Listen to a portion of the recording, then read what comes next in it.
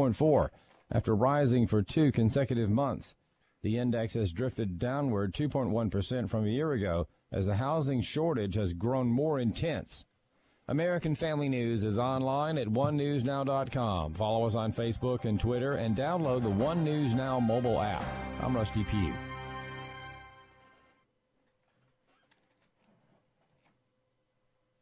Pastor Joseph Parker. You know, obviously when things are going well, it's much easier to have an attitude of thanksgiving and praise to the Lord. But even when things are going difficult, it's important to know, too, there's never a time it's inappropriate for us to thank and praise God. Now, some may ask, well, what about when you're going through difficult times, when you're walking through the valley of the shadow of death? We can have two different responses. We can worship or we can whine. Tune in to the Hour of Intercession, weekday afternoons at 1 Central on Urban Family Talk.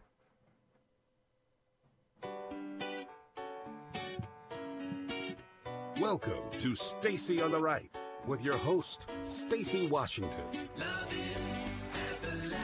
The right to try law signing today, patients with life-threatening illnesses will finally have access to experimental treatments that could improve or even cure their conditions. These are experimental treatments and products that have shown great promise. And we weren't able to use them before. Now we can use them. And oftentimes they're going to be very successful. It's an incredible thing. The right to try also offers new hope for those who either don't qualify for clinical trials or who have exhausted all available treatment options.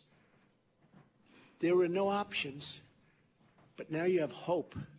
You really have hope. Wow. Welcome to Stacy on the Right here on American Family Radio, Urban Family Talk, all over the country. So glad to be with you. We have a jam-packed show today. What a day. Happy Thursday. That's what we're going to be talking about today is all the news of the day. And we have two fantastic guests on tap for you. We have Cassie Smedile, National Press Secretary and spokesperson for the RNC, and Leo Smith, former Director of Minority Engagement for the Georgia GOP. So that's hour two. Hour one, we're going to talk to Cassie. We also have it's a developing story, obviously. The announcement was made that the president has signed this right to try legislation that basically opens up a whole new world of treatments for people who have terminal illnesses. People who the doctors have kind of said, we've done all we can do. There's nothing more we can do for you, or we've caught your disease too late. And you might hear of some innovative practices coming out of Israel or really anywhere in the world where doctors are doing research and it's not FDA approved. So FDA approved treatments would be available to anyone. But if it's something that's so cutting edge, it has not yet made it through the FDA approval process, then you would see the need for someone to travel. And the president talked about one of the people who was present at the signing of this new legislation, the Right to Try Act. He was prepared to, in his weakened condition and really not optimal for him to fly or travel at all, he was going to make the extremely burdensome trek to Israel to try this new innovative treatment. Now he doesn't have to. Now the treatment can be brought to him here in this country. And it's just basically an end around the red tape that prevents people from trying experimental treatments. And so there's no guarantee it will work. But that's not the point. If you're dying and you want another shot at life and there's something out there that might help and it has been through clinical trials, but it's not yet FDA approved, who's to say that the U.S. government, why should they be able to prevent you from accessing that? So that's what that clip was from, the president talking about the right to try legislation. And I just think it's fantastic. We're also going to cover the carnage that has occurred with Dick's Sporting Goods. Yeah. They're feeling it. They had one of their investor calls, and the CEO, he's forecasting dire straits for their Field and Stream division of their business, and then also obviously the gun sales overall because of their new rule that you have to be 21 years old in order to purchase a firearm there. And then we will also talk about the new Morning Consult Politico poll. Almost 3 in 4 voters say President Trump uses Twitter too much. So first, before we get to that, let's listen to Sarah Sanders blasting the media for ignoring some serious policy announcements that benefit millions of Americans in favor of lambasting the president over fake news. It's number 5. Has the president spoken to Roseanne Barr, who we know has been a longtime friend of his, and why did he choose to address the ABC apology instead of the underlying issue of concerns about a racist comment that she tweeted out? I'm not aware of any conversations that have taken place. The president simply calling out the media bias. No one's defending what she said. The president is the president of all Americans, and he's focused on doing what is best for our country. And you can see that in the actions that he's taken. You can see where he's focused on unemployment being at the lowest since 2000, opportunity investment zones to encourage investment in underserved communities, an opioid initiative to combat a crisis that impacts all Americans. And today the president signed legislation to give patients the right to try a medication that could actually save their lives. And I'd point out that while the president signed that legislation and actually addressed America, two networks chose not to cover it and instead covered something totally different in Palace Intrigue, a massive piece of legislation that had bipartisan support that was life-changing, literally life-changing for millions of Americans. Two networks chose not to cover the president's remarks on that. He's simply pointing out the bias. The president's pointing to the hypocrisy in the media, saying that the most horrible things about this president, and nobody addresses it. Where was Bob Iger's apology to the White House staff for Jamel Hill, calling the president and anyone associated with him a white supremacist? To Christians around the world for Joy Behar, calling Christianity a mental illness. Where was the apology for Kathy Griffin going on a profane rant against the president on The View after a photo showed her holding President Trump's decapitated head? And where was the apology from Bob Iger for ESPN hiring Keith Olbermann after his numerous expletive-laced tweets attacking the president as a Nazi and even expanding Olbermann's role after that attack against the president's family? This is a double standard that the president is speaking about. No one is defending her comments. They're inappropriate, but that's what the point that he was making. So she just outlined, and that is by no means the comprehensive list, but Sarah Huckabee Sanders, press secretary, just outlined, and it's certainly an extensive list of incidences where nobody lost their job. In fact, Keith Olbermann has been rewarded for calling the president a traitor and every expletive under the book, especially utilizing the F-bomb, over and over and over again, online social media, on Twitter specifically, the same medium that was just used to pry Roseanne Barr out of her position, to basically take away her livelihood. He gets rewarded with a job at ESPN. And the connection here, ESPN is owned by Disney. Bob Iger is the head of Disney. Disney also owns ABC. ABC News Division runs The View. The View has hosts on there who have repeatedly utilized inappropriate forms of entertainment. Whoopi Goldberg at one point was married to Ted Danza, and they attended an event where he dressed in blackface. He blackened his face, painted his lips red with red lipstick, and performed. Now, she was married to him at the time, and she approved of it. Whoopi Goldberg, the queen of race baiting, or I should say one of the de facto queens of race baiting. If anything has anything to do with human beings, it also has to do with race. That's according to Whoopi Goldberg. But here we are. So none of them have been fired. None of them have been reprimanded. None of them have been suspended from their jobs. Roseanne Barr sends out, no doubt about it, it's an offensive, absolutely unacceptable opinion of hers. In my opinion, I don't accept the comparison of blacks to monkeys ever. That's something that stems from this ridiculous idea that we are somehow more evolved now than we were 100 years ago or 1,000 years ago, and that the origination of all of it was a speck of dust that landed in some liquid and first became a fish and then some other things and eventually a monkey. And then eventually after that, the monkeys now were people. It's so nonsensical. Yet that's what's taught in public schools, and people don't look up the history on it. It's eugenics. It's racism. Darwin thought black people weren't even human. And that's why he thought this was a good way to advance what he, not even supported by research. The gaps in the evidence that support evolution are so large, they just skip over them. They don't even teach them to kids anymore. Because if they did, kids would naturally say, well, there's very little evidence to support this, which is what I said in high school. And my science teacher told me, oh, you must come from a household that believes the book of fiction, the Bible. This is back when I was a kid, when I was in high school, middle school, learning about evolution. And I was like, there's no way I'm descended from a monkey. All of us are. That was my science teacher's response. So when we talk about this, the double standard, I've heard a lot of wailing and whining. I've read the tweets. I've seen the upset online. Everyone's, well, they're equivocating. They're saying they don't want to apologize for what Roseanne Barr said. Why does the president have to apologize for what Roseanne Barr said? Was he there? Did he approve of it? Was he next to her while she was tweeting? He was tweeting and retweeting her? No. Does his calling out of a double standard, Sarah Huckabee Sanders, myself, I think Diamond and Silk went on Fox News, everybody and their grandmas weighing in on the double standard. Does that mean we approve of the comparison of a black woman, Valerie Jarrett, to being descended from Planet of the Apes? No, it doesn't. And you have to be able to hold more than one thing in your head at a time, which I know is tough for libs, but, you know, stick around. We'll help you. The point to all of this is that it is a double standard. So either comedy is comedy or it's not. Now, later in the show, I have a little bit of audio for you from dun, dun, dun, Megyn Kelly's show. She tackled this on her show. And she had two MSNBC contributors, they're reporters, and they were on the show with her. And one of them was just a hair's breadth away from actually defending Samantha Bee for a absolutely despicable attack on Ivanka Trump, calling on Ivanka Trump to don suggestive clothing and seduce her own father, the president of the United States, to get him to change his mind about immigration policy. And she called her a name that we can't say here on this good Christian radio airwaves. So we'll get into that in hour two. But why is this still roiling the news?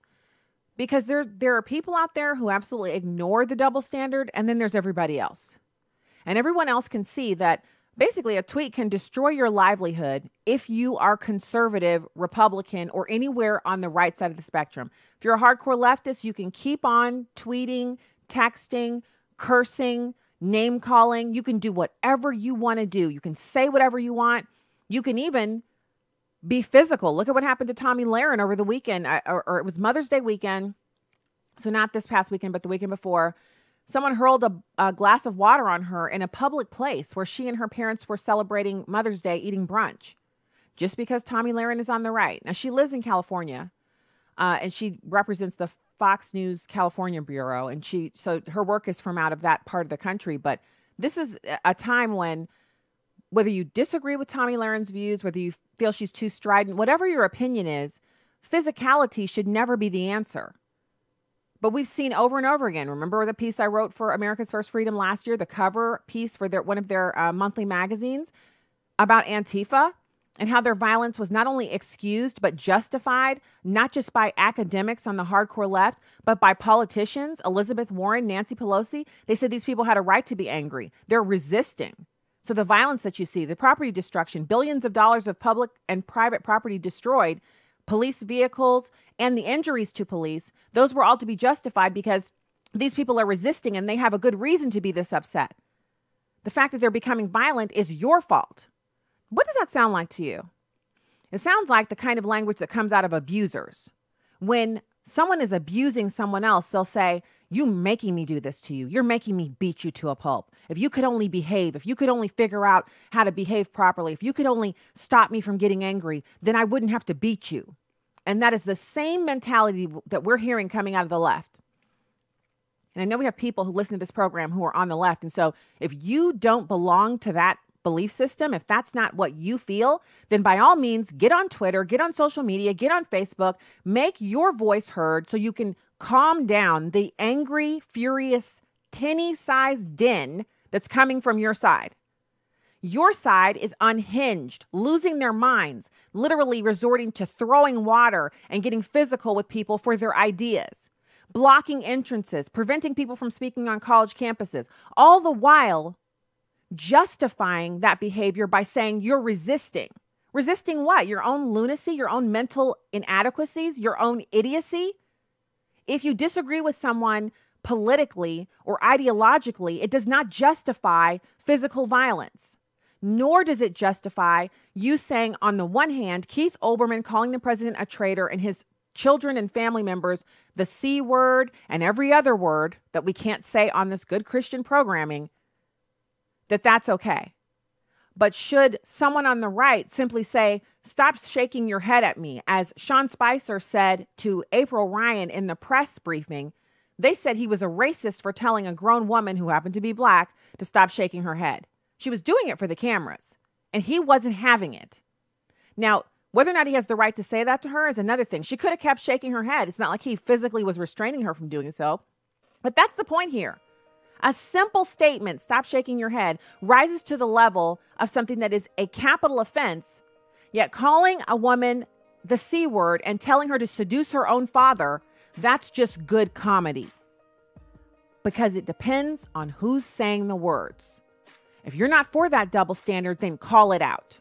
Let us hear you and understand that that's the fringe, it's not you. Otherwise, what are we to think? How are we to really think about what you represent at this point? They're your words. They're from your side. When we get back, we'll have Cassie Smedile, National Press Secretary for the Republican National Committee, and so much more. Stay there.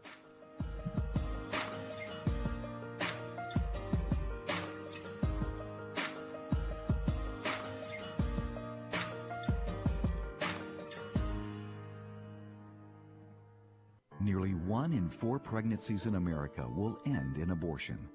The Ministry of Preborn provides free ultrasounds for abortion-minded women throughout America. When a mother sees her baby on an ultrasound and hears the baby's heartbeat, she's 80% more likely to keep her baby. They introduced me to my child for the first time through an ultrasound.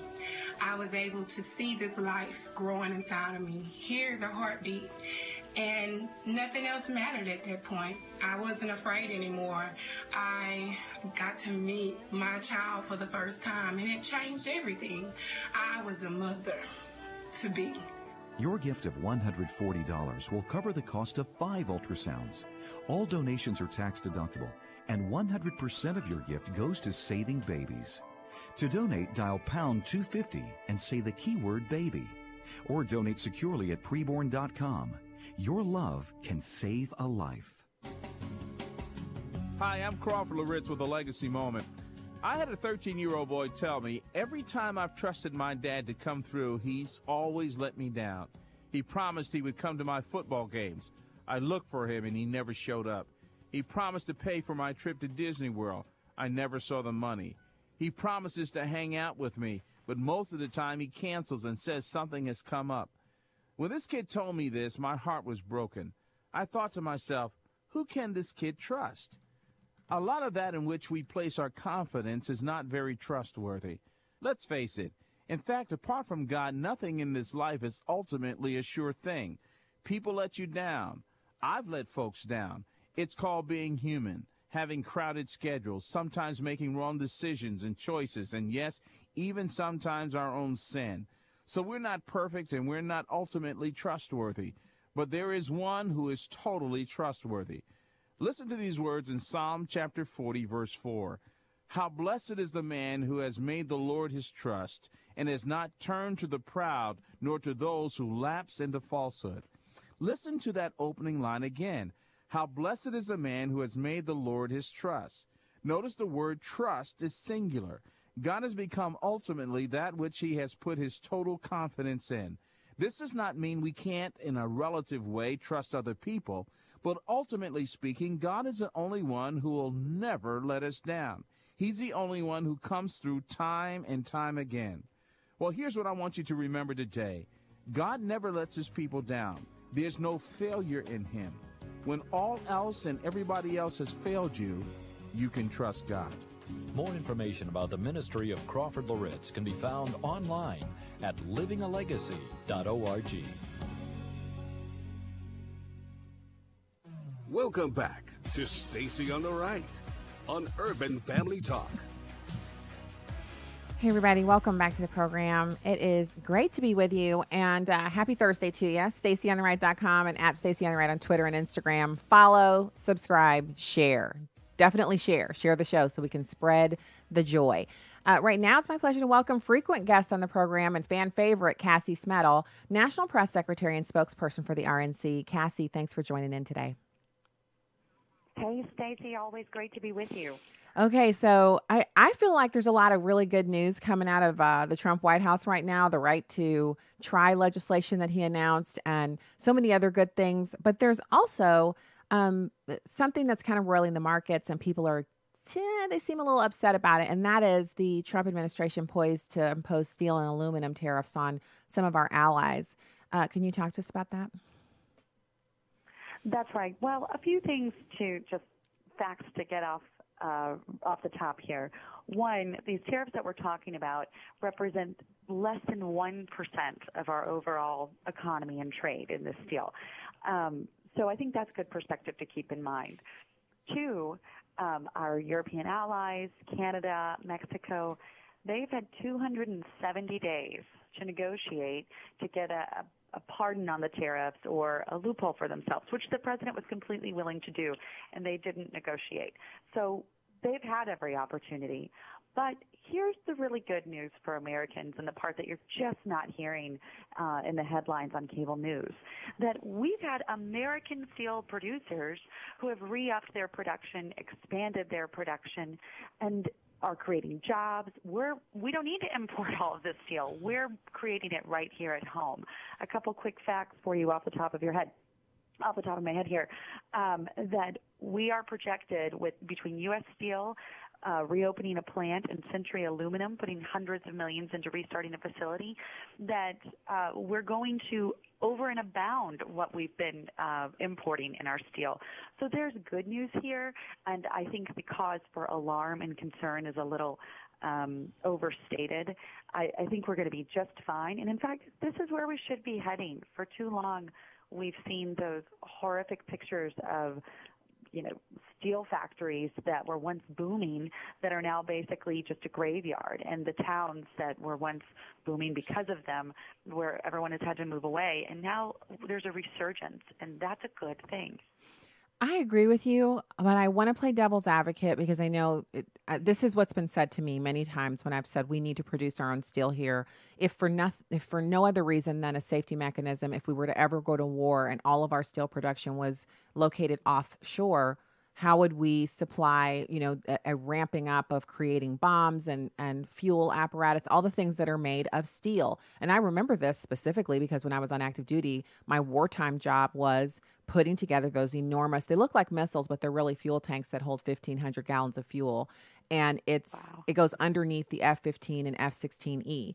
It hangs underneath the wings and then one underneath the body. The missiles are actually those tiny little things. They don't look deadly at all, but they're tiny, and those are on the wings. So we would put those together, too, every 12 hours, and I would be basically from my fingertips up to my elbows with Vaseline, because you lubricate the joints with Vaseline, and then you rivet the things together, and it takes a team of 12 people, 6 hours each. So you're doing 2 every 12 hours.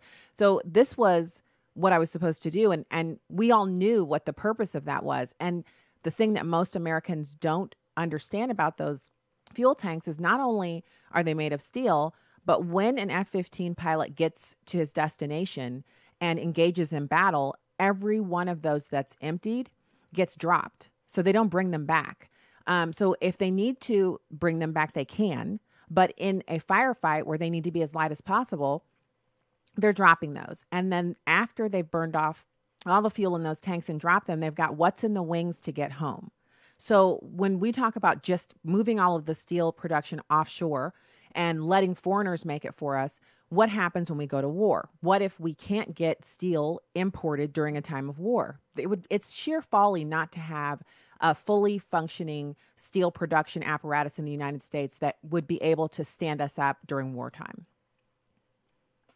Wow. Yes. First of all, hats off for you not only doing the job, but for knowing how to do that job. You inspire so many women with all of that. It makes me want to go out and learn how to. It's really simple to do. I mean, I was surprised by how easy it was. It's just kind of like rote work, but I was enlisted, so I didn't have a fancy job. I didn't fly the jets. I was air support. So, you're on the flight line riveting those things together all day and all night.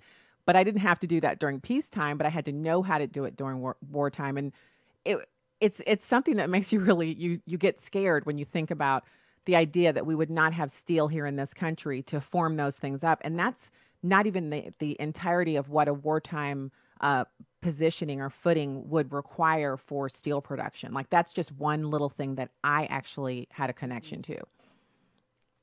Wow. Yes, and I completely agree with you. And I think here's the other thing that gets me about all of these years that we've been willing to outsource this product and then import it, is that we have the resources, the know-how, the manpower or woman power, as the case may be, to do this at home. So the fact that we've been allowing these other countries to basically just get in on this good deal for all of these years, when we have the ability to do it, I think it's one thing if you say, you know, we recognize that that's a weakness over here. It's a lack of resources, a lack of people, and so therefore that's why we utilize allied countries for this, hopefully allied countries. But that's not the situation we're in. And I think that it is a great thing, to your point, to be able to have control of these resources, control of this inventory, to ensure that we have what we need when we need it, wartime or peacetime. And it's also important to do it and good to do it because we can. And so we should be putting our country, our citizens, our economy first in all products. And I think that what we're seeing, this initial shakiness in the market, because of course everyone gets a little funny with trade, but when you look at the long term, and really it's the short term of the long term of these companies bringing back industry, bringing back jobs, expanding it, doing it bigger and better than ever, that's good for us in the long term. It is. And I also want to point out, because there were some pieces by some people, honestly, people that I genuinely respect, who are a tad never Trump at times, but they're good writers, some of them coming out of National Review Online and so forth. And about a year and a half ago, when this conversation was being had on the national level about steel towns and, heroin epidemics and the connection between entire industries disappearing and then the towns that made their livelihoods off of that falling into utter disrepair. Some people say, well, these people need to learn how to do modern technological jobs. But we don't say that about things like plumbing, electrical work, things like that. We understand that these are forever jobs. And I really feel like steel production and the types of things that really people take for granted, like mining jobs, engineering jobs, these are forever jobs too. And instead of writing the people off who have suffered the brunt of really a globalist push to move certain industries out of our country, we should really go back to basics. And President Trump is doing that. I know he just doesn't get any credit for anything, but these are people and families whose lives are going to be forever changed by steel plants opening back up, as you described. Oh, you hit the nail on the head. And that's the other thing. We've got to change our mindset and our mentality in this country that four-year college degrees, liberal arts degrees are the dream, are the measure of success. I know when I graduated college with my communications journalism degree, which I'm glad to be utilizing in some respect, but, I was making about a third of what a neighbor I grew up with was making who was willing to go and take on. At that point, I was working for a mining company. Mm-hmm. And that's a real difference. And those are good-paying jobs which provide good lives for families and those wanting to build a family. And, those are the jobs that restore these very towns that you're talking about. When I worked for a congressman in Wisconsin, the number one issue up there with voters was that we moved here because this was a great place to raise a family. And it breaks our hearts that our kids go away to college and don't have jobs to return home to. So they move to Chicago or St. Louis or Milwaukee or what have you. Good towns, but people want to be able to grow a legacy generation after generation in their hometown. And when you're allowing these jobs to be outsourced and not replacing them with anything in these towns, that's what leads to the situation you're talking about of these people not having options and the heroin epidemic and poverty. And it's not a surprise how this cycle begins and continues, but we have the ability to reverse the cycle and to end it and bring back prosperity. Yeah. And so I want to highlight, you said this is a very tiny fraction of our entire jobs market or our sectors that we're talking about in the investment world. And so even though people are really jumpy right now with their investments, they shouldn't be. You shouldn't feel as if the announcements with the tariffs are anything new. The other countries have had time to absorb this, and they already have tariffs on our goods. So this isn't a new situation unless you just look at the fact that we're actually fighting back. We're actually saying we want reciprocal relationships. No more of you putting tariffs on our stuff, but we don't put any tariffs on yours. This is actually the smart way that most people, most Americans, I don't care what your political affiliation is, if you went into a negotiation, you would not allow the other person to place strictures on you without reciprocating strictures because that would hurt your bottom line. That's all the president is trying to do. You got it. And that's the perks of having a deal maker and a negotiator and a businessman in office. But yeah, just to reiterate those points, at the fraction of 1%, we're talking about $3 billion with a B, $3 billion in tariffs. And to put that in perspective, our economy is an $18 trillion economy. So less than 1% is what we're talking about. And our country is bigger than 1%. Our industries are better than 1%. We're going to be fine. Oh, yeah. To put that in your pipe and smoke it, 18 trillion. Just that's not a number we can really get our minds around. Not even right. Like even finance people have to stop for a second to consider the trillions. So that's impressive. And I think the president really has a grip on this, and we can trust him to really just move the conversation as he has done with the moving of the embassy in Jerusalem and the negotiations with the Palestinians. That has all been reset now because of the decisions that he's made. And I expect the same kind of positive movement in this area, which brings us to Secretary of State Pompeo actually meeting with some leadership from North Korea in the United States. Cassie, what's going on? Isn't that incredible? Yes. I know, and that's something that talk about things that the mainstream media just cannot get their heads wrapped around. They can't give President Trump and his administration credit for going about this negotiation with North Korea the right way. You know, you hear people say this should be a methodical process and there must be lots of planning. And yet, here's what you're seeing, but it's very bold and it's very much on our terms. You know, Secretary Pompeo has gone to North Korea, but I appreciate that he's saying, okay, and now you come here and we're doing this on our terms. And aren't you just fascinated by this North Korea back and forth and to see the president in no uncertain terms flex his negotiation muscles, I guess, and saying, this is what I do best. You all watch how this gets done.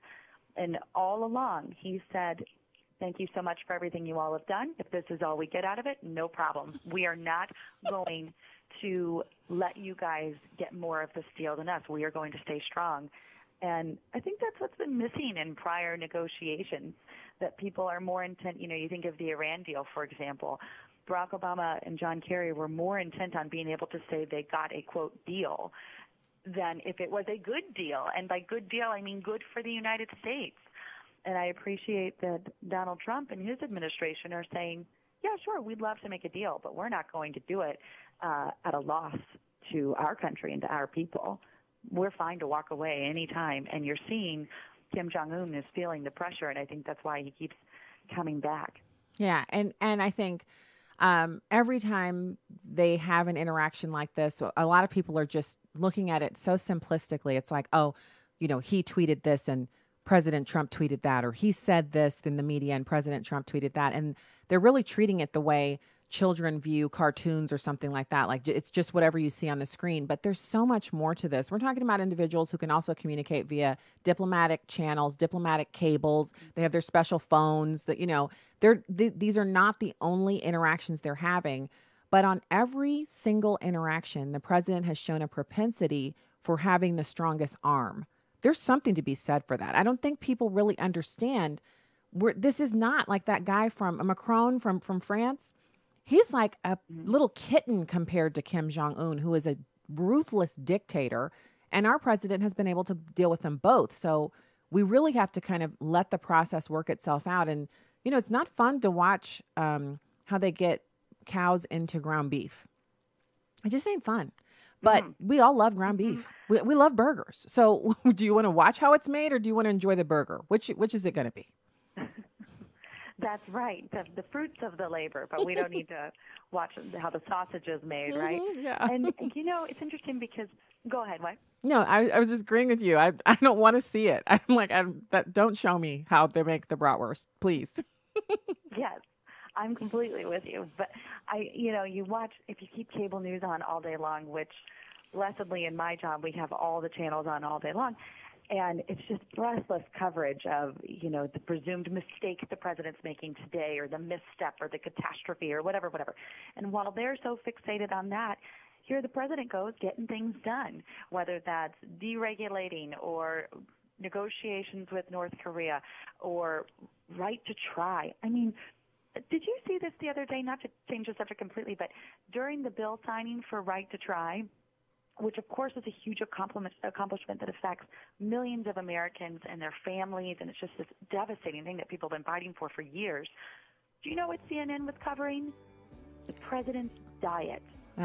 Well, that's because they're haters. They're haters. Cassie, CNN, they hate the president. It's incredible. It is. It's incredible. And think about the Americans who didn't get the announcement because they watched CNN. So they have no idea that these experimental treatments are now available to them thanks to President Trump. We'll just have to tell them here on the Stacey on the Right show. Cassie, thanks for stopping by today. Great information. You guys, you can catch it on the podcast later. Cassie Smedile, National Press Secretary and spokesperson for the RNC. Talk to you again soon. Thanks, Stacey. All right. We will be right back with more. Stay there.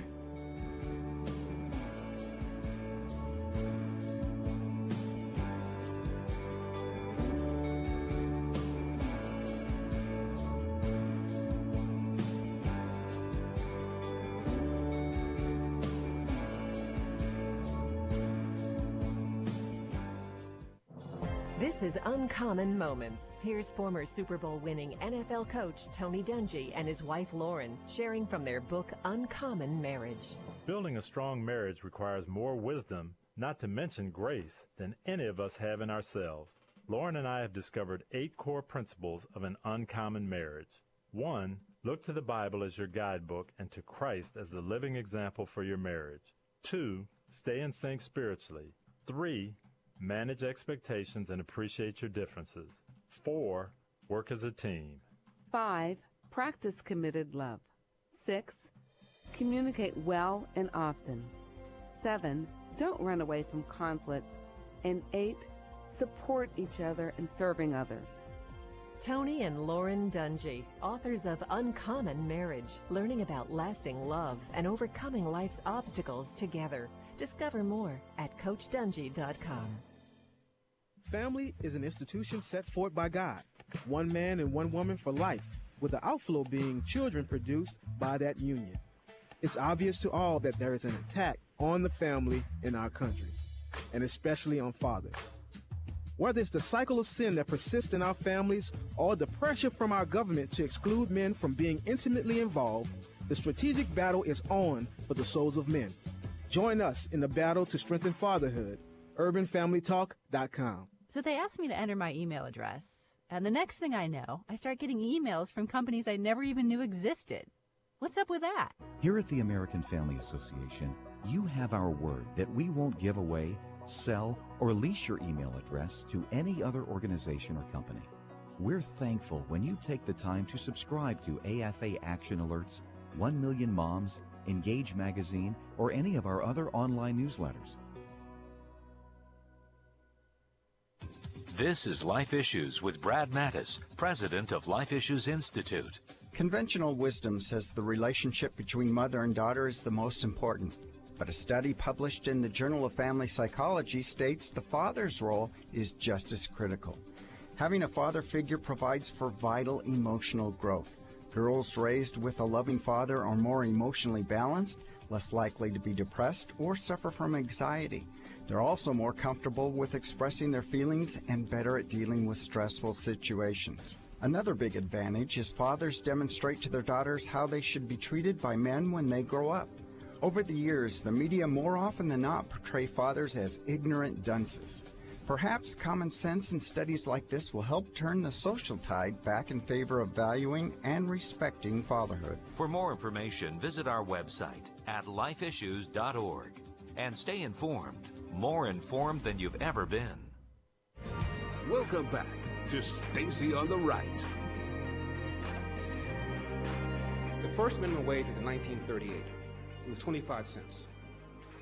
A paper by the Cato Institute, the libertarian think tank out of Washington, D.C., concludes that because of the minimum wage, and other measures done by FDR during the New Deal, blacks over a period of years lost probably about 500,000 jobs. At one time, a black teen was the most likely to be employed as between a white teen, white male, black male. Think about it. They had less skills, and they were able to offer their talents, whatever they were, for less money. Along comes the government and requires employers to pay a minimum wage, therefore shutting out people willing to work for less money. And these are people usually with fewer skills.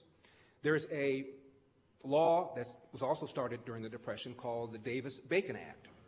Davis-Bacon were two Republicans, and they wanted to make sure that union members were not outcompeted by blacks willing to work for less money. So they passed a law called the Davis-Bacon Act, which requires anybody bidding on a government contract to pay, quote, prevailing union wages, close quote. In other words, wages white people will accept. It was specifically designed to foreclose competition from blacks. The only reason I think that Democrats never mentioned this, because there are two Republicans that did it, is because the pro-union part outweighs the racism part. So as a result, Democrats almost never bring it up. So who was that? That was Larry Elder, and he was speaking at an event. It's recently posted, and he has all of the historical information as it pertains to Davis-Bacon. And we have some experts on that subject. Stacey Swimp comes to mind. He's a preeminent expert on the Davis-Bacon Act. He's a member of Project 21. But Larry Elder has spoken on this extensively, and it's so simple. And that's why we at Project 21 are calling for the repeal of the Davis-Bacon Act, not because we believe that black employees deserve less money, but if there's a minimum wage in an area where people lack the expertise or knowledge base or skill set to earn the minimum wage, then people from outside of that area will come in and be employed over the people who actually live there. You might say, no, everyone should get paid regardless of what their skill set is. If they've graduated from high school, if they can speak proper English, if they can show up on time, it doesn't matter what their skill set is, they should be paid the minimum wage. Well, good luck in that unicorn land you're existing in a world where the market dictates the prices. And even in the presence of the minimum wage, the market will simply choose a higher quality worker so that they can get the amount of money that's earned. They can get the work that corresponds with that. That is what is happening across the country. And that is why the black unemployment rate is so persistently high. So it's not about someone with a black face like myself sitting here advocating that black people are paid less. It's about someone with a black face like myself acknowledging the realities of the situation, the history of the Davis-Bacon Act, which I'm not even bringing you that information straight from me. You heard it from Larry Elder, and he's bringing it to you from the actual history of this nation. And the point to all of it is when the government gets involved in setting the prices for labor, the market will respond. And the people who will be most negatively impacted are those who need the jobs the most. So if you start off working for less than minimum wage, because that is what your work is worth, but you earn your way into a higher wage, you are going to be much better qualified, have a better work history and experience, and on the pathway, on the job ladder, climbing up to earn more money or making the decision to go and get some advanced training, some apprenticeship, or some college education that would enable you to earn even more money. The big barrier that the black community is experiencing right now as it pertains to jobs is you have to have that first job experience. So if you come out of high school and you've not had your first job experience, you are severely handicapped in comparison with most others who are already well on their way to earning well above minimum wage because they started working in high school. So if you don't have that experience, now you're already basically miles behind the competition. You've got to try to get a job, but you have no job history. The first job is the hardest one to get, unless you're in high school, because most people will hire a high schooler because they see the potential there and they know that high schooler is going to be much more trainable and much more open to learning what they need to teach them to do the job. So they want these high school students.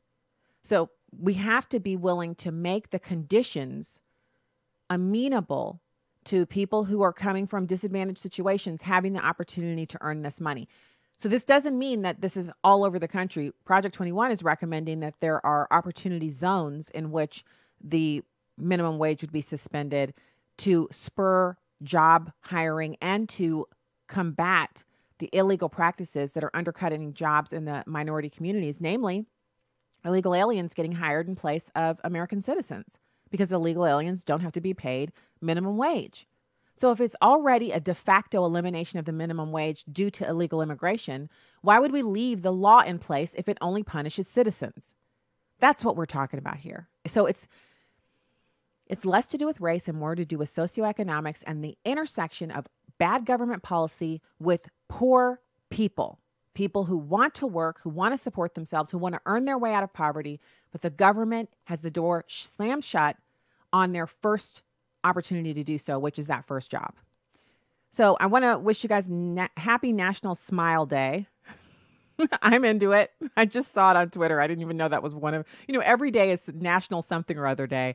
Sometimes it's more than one day, like National Ice Cream Day, National Chocolate Chip Cookie Day, National, what are those things? Cinnamon Rolls, National Cinnamon Roll Day. Seriously, these are days that are on some online calendar somewhere. But I saw that it's National Smile Day, so happy smiles to everyone. Also, the president has issued a pardon for Dinesh D'Souza. Now, we've had him on the program. I think I've interviewed him 3 times. And he is a brilliant individual. His books are phenomenal. The documentaries are must watch. In fact, I recommend for the Dinesh D'Souza documentaries, the most fun you can have with those is to invite a group of people over who haven't seen them. You get the DVD and you play it at your house. So it's a small group, but I'm still talking about 12, 15 people, however many you can fit. And you eat burgers and brats or whatever your food of choice is, pizza, whatever. And you watch them and then you have like a roundtable discussion afterwards. Like, what did you believe about it? What didn't you? What did you know already? Or what was the most shocking fact about it? Almost like a video book club type situation. You have that discussion and then you might get together later to watch another one of his documentaries or another documentary by someone else, period. But it's a great way to share information. And I'm telling you, even if you're not on the right, okay, but you want to know the history behind a lot of what's happening in this country, the reason why you continually hear your political opponents say X, Y, or Z, man, Dinesh D'Souza is the one to tell you about it. I've seen all of his documentaries and I have never watched one and walked away like, I already knew all that. Not even close. They're amazing. So a pardon for him is, to me, it's the ultimate. And I don't agree with the law that he broke, but the prosecution of Dinesh D'Souza was basically a political witch hunt. So he did break the law. But most people who break the law that he broke are given a slap on the wrist or a fine. He was sent to prison for 12 months. Why? The same reason why we see Roseanne losing her job over tweeting something racist when Samantha Bee said the same thing, or said some very nasty things about Ivanka Trump. And that's not all. So, one thing you got to love about Breitbart is that their reporters, they're dogged and they just do not give up. So good friend of mine, personal friend, Jerome Hudson, he's got this piece up. It's today. He just put this up. 5 times Samantha Bee viciously attacked White House women. Because what I'm seeing now is Samantha Bee has apologized. It's okay. She apologized. And she was doing it as comedy. No, she wasn't.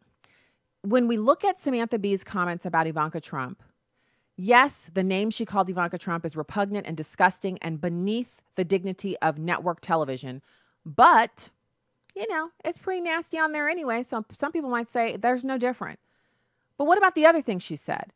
She said that the president's daughter should put on racy clothing and seduce him to get him to change his mind about immigration policy. That's suggesting that they're incestuous. That's okay too? Here we go. You've got TBS late night host Samantha Bee. And if you don't know who she is, God bless you for being so unplugged. Like, I wish I could be that unplugged for a while. That's what I try to do when we go on vacation. I try to replicate the life of someone who doesn't do this for a living and isn't completely immersed. It is so hard to extract yourself from all of this stuff and just go without any news consumption. I always try, but it's very, very difficult. So Samantha Bee has a late night TV show on TBS and it's called Full Frontal. And she was hailed as this groundbreaker because, late night television is a bastion of men and they've not had any successful late night television hosts that were women. And so here she is and she has this show. Now, I admit that when I first watched some video clips of it, I was expecting, some racy humor, etc., maybe even some profanity. But I was expecting it to be very sharp because oftentimes when you're breaking into an industry, like for her, it's a woman breaking into the late night TV industry or late night TV, segment. What happens is you have to be so sharp and so good. So I was expecting some seriously witty commentary, and I was expecting to laugh. Boy, was I way out in like the nether regions of the Rishi maze for you Star Wars fans who know what I'm talking about. She's not funny. She's very witty and biting, but she's not funny. And there's a lot of hatred in her commentary. So she's done this many times before. Obviously, I can't read all of these outright, but I'll put the link in the different streams so you guys can go for yourselves. And TBS has actually blocked the video where she calls Ivanka Trump the horrible name since she's issued the apology. I guess they're just going to wipe it from our memory banks. But the 5 instances, according to Jerome Hudson over at Breitbart, are obviously the one we're talking about today, the C word. Kellyanne Conway, she called her a soulless Machiavellian despot. The day after Donald Trump was sworn into office, she said, Kellyanne is the soulless Machiavellian despot America deserves. Later during the 7-minute rant, B described Conway as Donald Trump's omnipresent spokes cobra. I told you she's witty, but it's still really repugnant commentary. She called Hope Hicks a female dog who helped burn down democracy. Now, if you're probably wondering, there's a curse word in every one of these, isn't there? Yeah, pretty much. She's allowed to curse on TBS. Her show is rife with profanity, which is why I didn't even make it through the first show. I found one online to watch, expecting it to be hardcore leftist, but at least funny, and I was disappointed on all fronts. The only thing I could say was that she's witty. She's really good at stringing words together in a very biting and cutting way. But there's more to comedy than insulting people. If you're going to insult people, which a lot of comedy does, it has to be done in a way, the levity has to be there. Or the only people who will appreciate it are the people who have the same kind of hatred you have. Hope Hicks, thanks to your force field of bland, pretty whiteness, you'll probably escape this nightmare presidency unscathed. You'll disappear into nice, wealthy anonymity in a town somewhere, and someday you'll go to the gates of the nice white Protestant heaven where St. Peter will laugh in your face and say, you think you're getting in here? You helped burn down democracy, female dog. Get your bleep downstairs. Number 4 is her statements on Sarah Huckabee Sanders. F-bomb liar, completely evil. She said it's her job description. Liar is her job description. I won't read you more of that. It's vile commentary. Number 5, she took on Melania Trump, First Lady of the United States. Trophy wife turned reluctant First Lady. Now, I want to point out for the women in the audience that if you like me, if your little radar has, you know what I'm talking about. The I secretly hate you because you're prettier than me radar. We all have it. Women know when someone's hating on someone else and the source of the hate is partially rooted in jealousy over looks, status, possessions, whatever. This lady is screaming from the rooftops that she thinks these women are better looking than she is or smarter than she is or have better jobs than she has. But I'm just saying, your radar might not be going off, but mine is. Melania Trump, Samantha Bee said in a medium.com blog post, she was mocking Melania Trump's plans to host the official state dinner when President Emmanuel Macron was in town. Remember, that happened to be an interesting day for me as well, because I was at the White House with co-chairs from Project 21 presenting our blueprint to staffers at the White House that day. And we had a really difficult time getting in because all the gates were closed because there was an official dignitary there and they were really clamping down on security. So Samantha Bee wrote on medium.com about that meeting that prior to being trophy wife turned reluctant First Lady, Melania was actually a party planner. She also took a swipe at Mrs. Trump during a Wednesday episode about the so-called missing immigrant children. Melania lives in the White House and nobody can find her. It's okay. She's totally being best under there. So her comments from earlier, they're not a mistake. They're not an accident. And that apology is just as fake as a Gucci purse you buy on the sidewalk in New York City. She's not really sorry. Sorry, but she should be let go. We'll be back with Hour 2 right after this.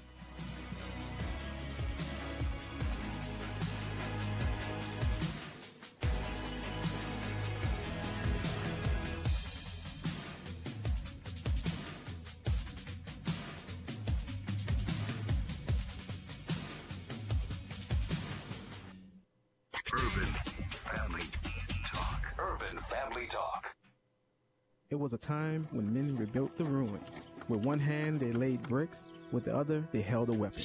Nehemiah said, "Let us build the wall of Jerusalem, that we may no longer be a reproach."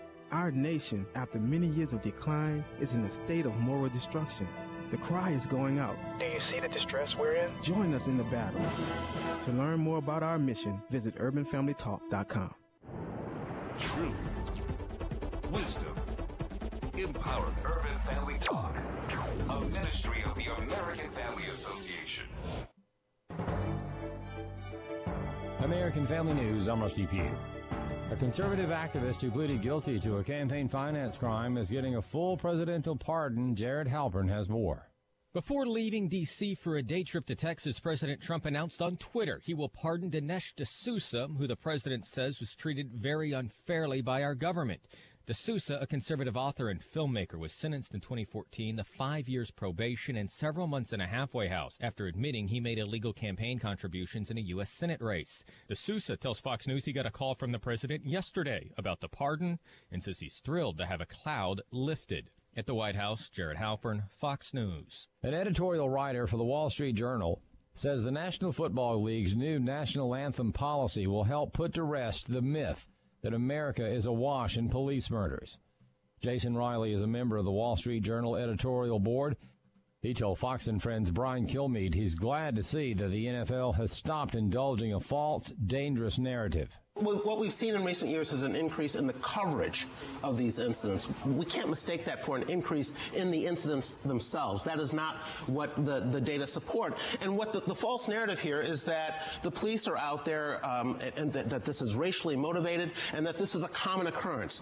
Both of those are untrue. These are rare incidences that are always tragic when they happen, but they are not commonplace. And there's no evidence that police are gunning for young black men in particular. So I'm glad that progressives will no longer have this platform in the form of the NFL to advance this false narrative. And the reason it's dangerous, Brian, is because what you're doing is creating more tension in communities where law enforcement is most needed. And by pushing this idea out there that the cops are the problem in these communities, I think you're just doing a disservice, a public disservice. The Sears chain is shrinking again. Sears Holdings is planning to close 72 more stores, but will still have hundreds of locations after the closings, though it has already closed hundreds in recent years. The company includes Sears and Kmart's. It's identified 100 stores that aren't making a profit, so even more could be shutting down. Sears lost $424 million in the recent quarter. It says sales declined in the period. Its CEO and largest shareholder, Eddie Lampert, says Sears is looking for third-party memberships and is shrinking some stores. Jenny Cosola, Fox News. Franklin Graham is touring California, and yes, he's presenting the gospel and giving an invitation, but he's also calling the church to political action. Steve Jordahl has more. There's a lot of Billy Graham in his son Franklin. If you don't know Jesus Christ as your Lord and Savior, I'm going to give you that opportunity tonight to invite him to come into your heart. But whereas Billy was cautious in his appeal to the political Christian, Franklin walks right in the front door. Listen, church, the church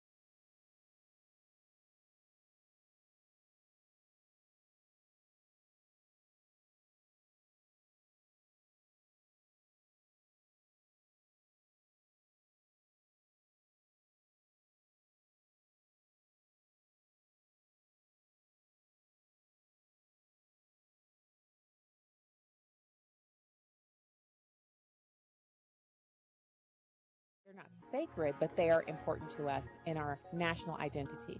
He could say, I feel like I have to respect it, or I feel like I don't respect people who don't respect it. But to say that you have to is not exactly accurate.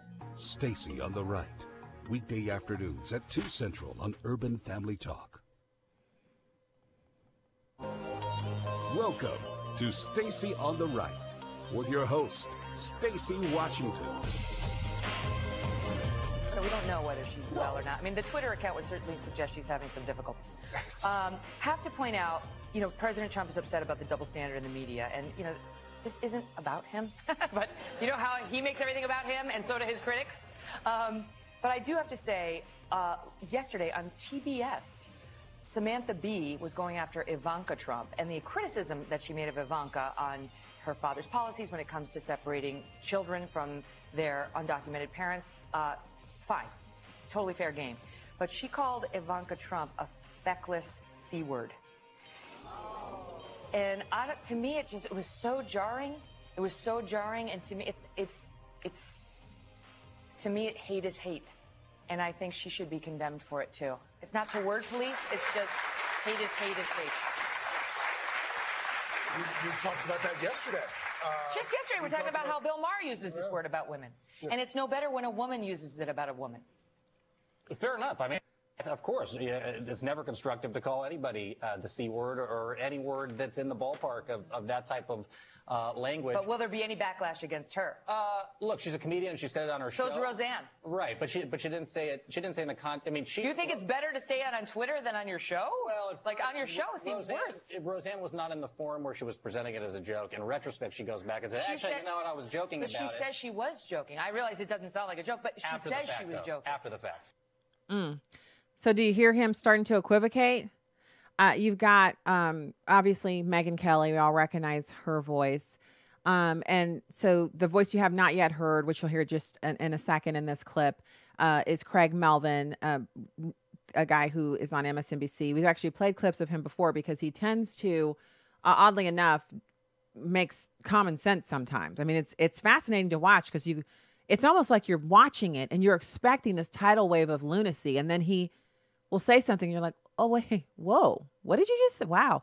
So Craig Melvin, and then Jacob Soboroff is the one you just heard, where he's now in the unenviable position of needing to justify Samantha Bee using that foul, degrading, gutter language about Ivanka Trump, or seem as if he's supporting Ivanka Trump, which would mean he is by extension supporting President Trump, which would be anathema to him. He cannot do that.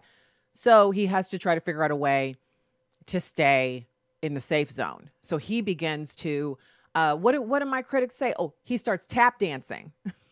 That's what people who, when I go on CNN, people say I'm tap dancing for my masters, the white people who own me and tell me what to do.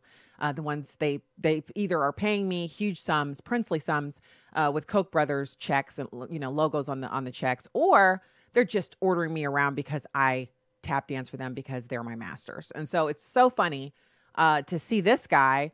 I don't know who his masters are or anything like that. I think it's ridiculous imagery that people try to use for people who they disagree with.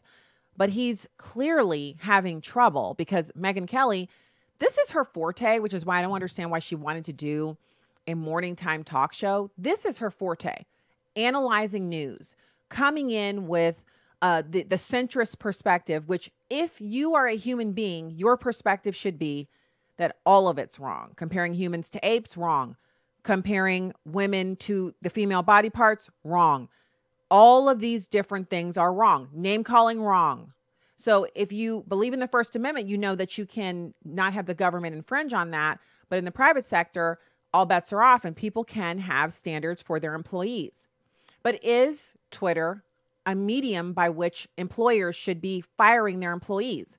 Or is it, as these people keep saying, well, you should not, it's freedom of speech. So when it's Keith Olbermann saying the president is an F-bomb traitor, that's his freedom of speech. But when it's Roseanne making an abhorrent racial slur, that's a part of her work. But she said it on Twitter. in the interim period between taping of the show. They're not taping right now. They're not doing anything.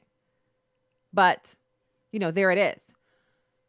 So that's who you heard. You heard Megyn Kelly. You've got Jacob Soboroff. Craig Melvin weighs in. And so here's the rest of it in Kelly too. Is it okay to call a woman a C word if you say it's a joke? No, and I actually don't think that we need to compare the two because, again, Roseanne went out and said this not in the context of making a joke. She went out and said it in the context of being an outspoken person on Twitter. I think you're splitting hairs. Well, beyond this, they're both wrong. Beyond period. This, I do feel like I'm not saying they're not both wrong. I do feel like we have created this culture in our country right now where just name calling in general is just everyone's calling someone out, whether it's on Twitter or we've just created this culture of ugh. Yeah. Right. And how do you rip on Trump for all of his sexist comments, which somebody raised at a debate a couple of years ago, and then just let it slide in a very, it's not like TBS is normal television, like yesterday somebody's making the point it's HBO, right? But with Bill Maher, this is TBS. I just feel like it was so jarring, and Samantha Bee undermined her own position because she could have made a valid criticism of Ivanka. Without using the word. Completely, and we would have been talking about the criticism as opposed to her language. I think that's fair. I think that's fair. It's a horrible word, and when you call somebody it, I don't know if you need to face the consequences of getting your show fired, but you should hear the backlash from Megyn Kelly. So I agree with that. I feel like we're so quick to boycott, and Roseanne's comment was in its own special league. It was, but that's not the point here, is it? This has almost ceased to be about strictly what Roseanne tweeted because this doesn't fit the mold. The mold is you're on The View. You say Christianity. If you pray to God and expect to hear back, if you pray to God for direction in your life, unless you're Oprah Winfrey, and you expect to hear back, then that's got to be you hearing from God, which sounds a lot like mental illness. That's Joy Behar on The View, on the air, cameras rolling, in full makeup, at the table with everybody else, speaking on behalf of ABC News and ABC Corporation, a division of Disney Incorporated. That is on the job. She only apologized. She wasn't even suspended. She still holds her position. What in the world is Samantha Bee doing right now prepping for her show tonight? How is that possible? Please help me understand how a tweet that Roseanne Barr made, repugnant as it was, in her off time on her private Twitter feed has anything to do with the job that she works for ABC for her TV show, which coincidentally employs hundreds of people. They canceled it with no regard for the other people who work on the show who are, a lot of them liberals, most of them. From the boom operator to the makeup crew, most of them liberals, hardcore, dyed-in-the-wool believers of the faith of liberalism. Yet here we are reviewing the record of Samantha Bee, and this isn't her first go-round on the merry-go-round of inane, insulting, degrading, debased, utterly ludicrous comments. This isn't even her first trip to the park where the merry-go-round is located. She's basically camped out there. She's got a tent. She's not had a shower in about 5 years, and she's living there at the merry-go-round of crazy. But by all means, let's let Roseanne Barr go and cancel her show, which is a #1 ratings draw for ABC. And they need it. But we're going to keep Joy Behar on the job. She didn't just insult millions, tens of millions of Americans who claim and profess Christianity. She insulted the sitting vice president of the United States. Samantha Bee insulted the first daughter of the president of the United States. See the difference there? So, for people who are trying to bring President Trump into it and say he hasn't apologized for Roseanne Barr's tweets, why does he have to apologize for something that she tweeted out in her private time? Roseanne Barr doesn't apologize for President Trump's tweets. Where's the apology? What is it needed for? The question is, who else is going to get fired if this is the new standard?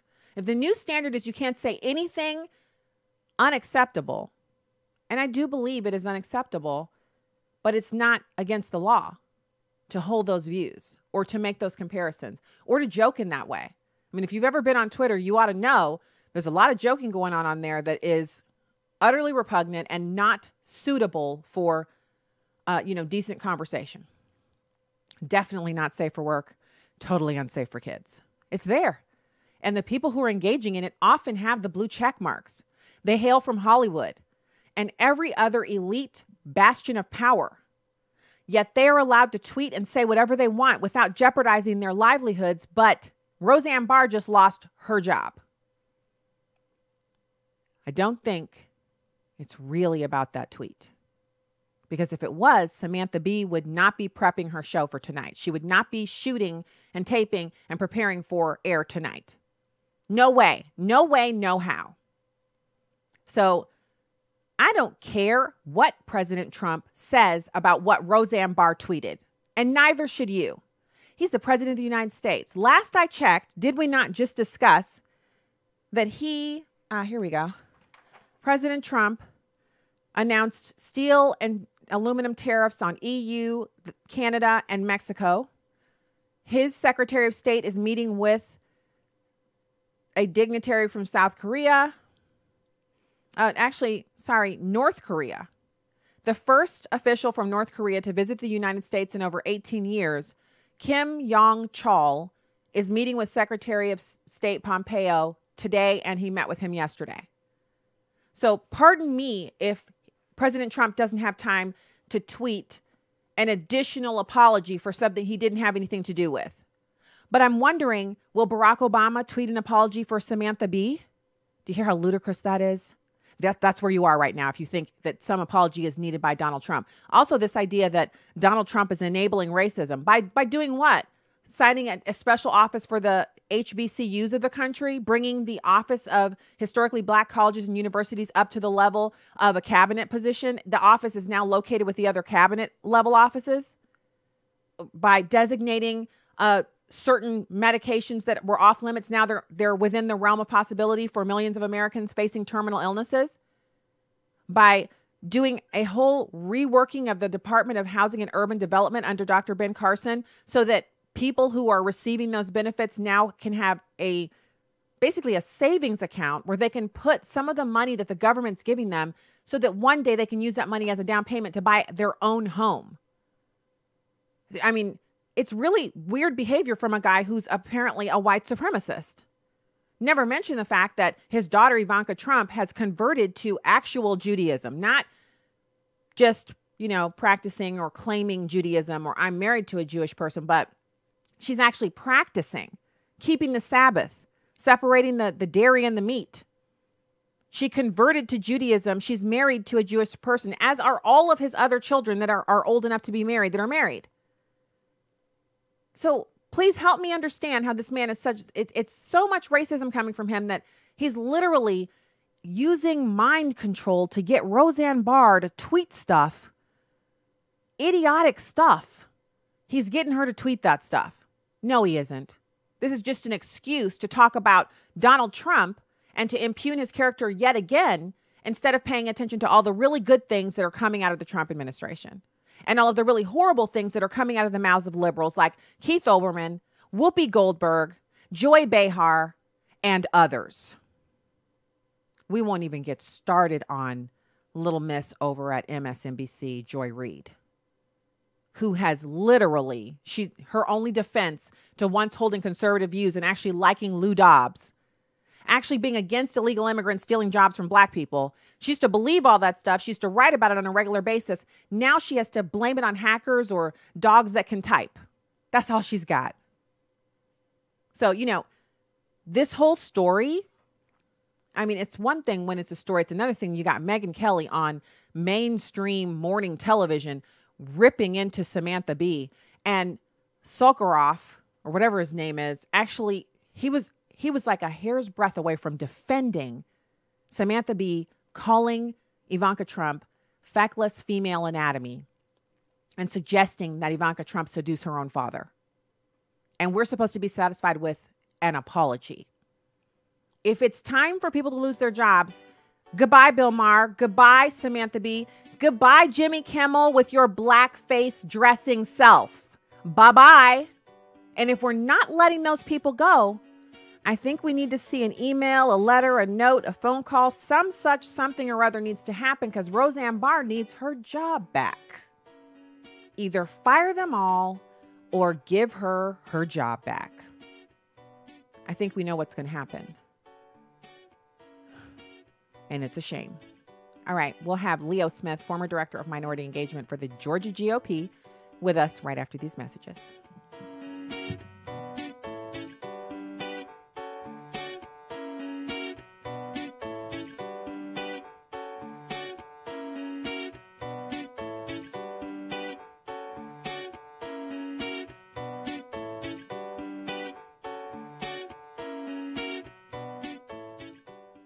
Hi, I'm Will Addison. And I'm Miki. From Airing the Addisons on Urban Family Talk. We'd like to invite you to the Marriage, Family, and Life Conference coming up August 17th and 18th. The list of speakers is amazing. We have Ryan Baumberger of the Radiance Foundation, Dr. Clarence Schuler of Building Lasting Relationships, Abraham Hamilton III, Pastor Bert Harper and his wife Jan, Stacy Washington, Lonnie Poindexter, Pastor Dexter Sanders, and we'll be there too.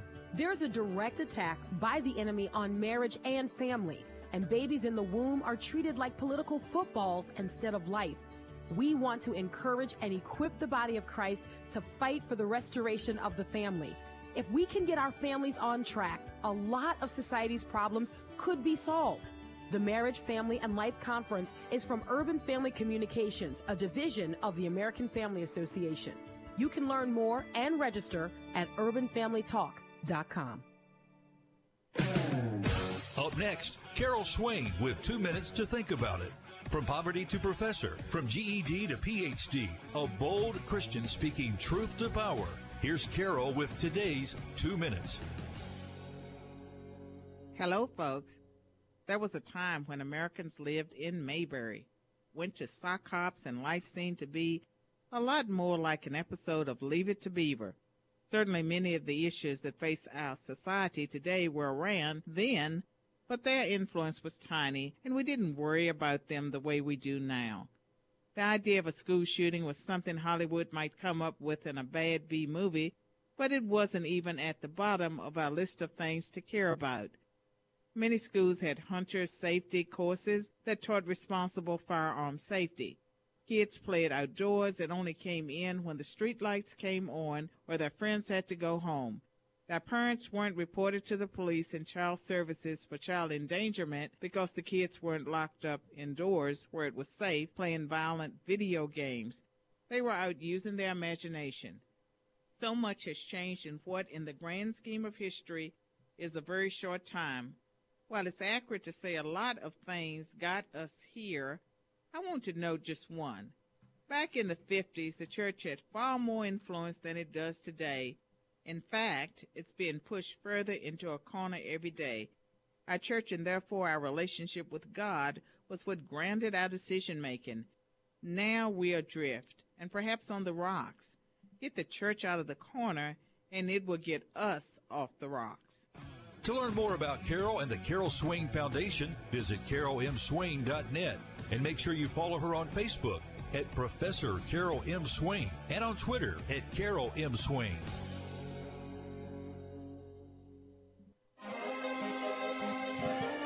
Welcome back to Stacy on the Right.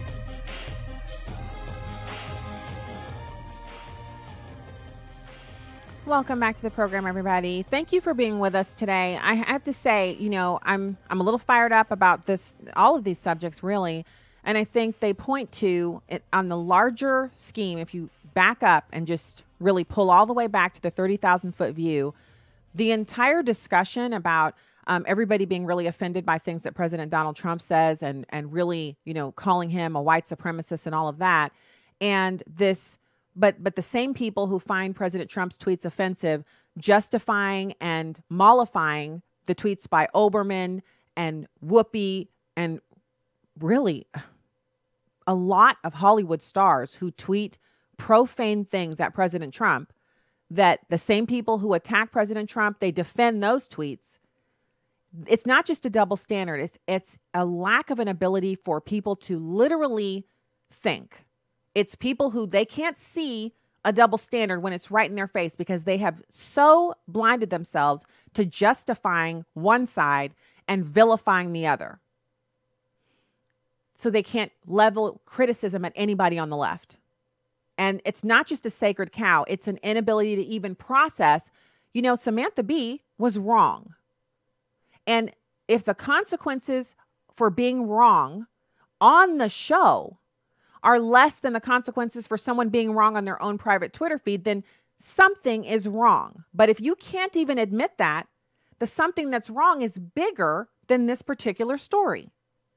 And I posit to you that as we were here on the break, listening to Dr. Carol Swain expound on the lessening influence of the American church on everything, she was talking about public schools and all of that. But I would dare say it's the lack of people's ability to think. The Bible talks about that. You won't be able to think if God removes his hand of anointing from your nation. And we're seeing that. It's like, it's like a sickness where people you can't even get a straight answer out of a person. Can you just say this is wrong, yes or no? Is it wrong, yes or no? If it's about a liberal, they cannot say it is wrong because they cannot say anything a liberal does is wrong. That rises to a level that is above religion. That's like a person being a sycophant or a cult member. Think on it a little bit. And I welcome your feedback. Right now, it's my pleasure to welcome Leo Smith, former director of minority engagement for the Georgia Republican Party. Leo, thank you for joining us today. It's great to hear your voice again. I haven't listened to you for a while, so I welcome the opportunity to hear your show today. Thank you for coming on. You got a really big story there in Georgia, and it has been national news. Sure do. Yeah. So I want to know all that there is to know about, first of all, Stacey Abrams' gubernatorial bid in Georgia, and also if you think she's going to continue on with this kind of gender identity politics platform, or is she really going to talk about things that matter to the people of Atlanta and Georgia at large? Well, unfortunately, Stacey, as you all know, with just making throwing grenades in the room so that you can fire up your base. This is now a standard in politics, I'm afraid.